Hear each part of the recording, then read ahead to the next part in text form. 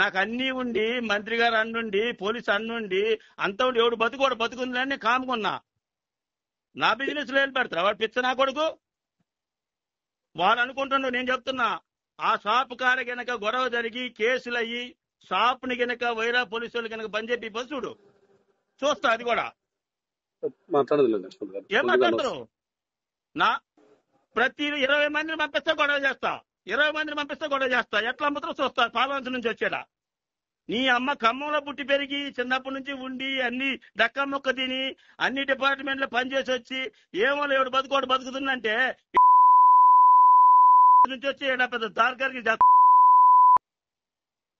ఇప్పుడే పంపే నా కొడుకు సాయంత్రకాలం షాపు కాడ 20 మంది పిల్లగాలు పెట్టి గొడవ చెప్పేసి చూడు ఏం దిగుతురో చూస్తాడు.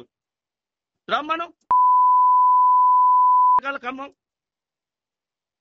ఏందనుకుంటున్నావు? లక్ష్మణరావు అంటే ఒక పంతులు అనుకుంటాను నేను. వాడి అబ్బా వద్దులేండి, ఎందుకు పెంచుకోవడం, ఎందుకు వదిలేదు. ఏ పెంచుకోవడం కాదు సిఆర్ గారు, నేను చెబుతున్నా. మీరందరూ నష్టపోతారు వాడి వలన. నేను ఇప్పుడే పంపిస్తా 20 మంది పిల్లగాల్ని వెంకటాబాద్ షాప్ కాడికి పంపిస్తా.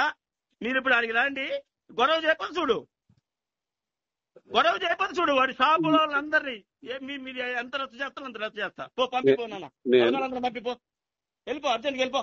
20 మంది పోయి రేటు మాట్లాడి పోయి గొడవ చెప్పు. నేను ఏసీపీ గారితో మాట్లాడతా, ఏం జరిగిందో చూస్తా. వెళ్ళిపో, అర్జెంట్కి వెళ్ళిపో. వాడు అమ్మ పో చూస్తా. పొలగాళ్ళందరూ పంపించి ఎట్టెత్తుంది ఏందని చెప్పేసి మొత్తం అడుగు. పక్క షాప్ లో 300కి ఎత్తున్నారు, మీరు 380 ఎట్టెత్తున్నారు చూస్తా. సిఆర్ గారు నేను కూడా కథ మొదలు పెట్టకపోతే లాభం లేదు.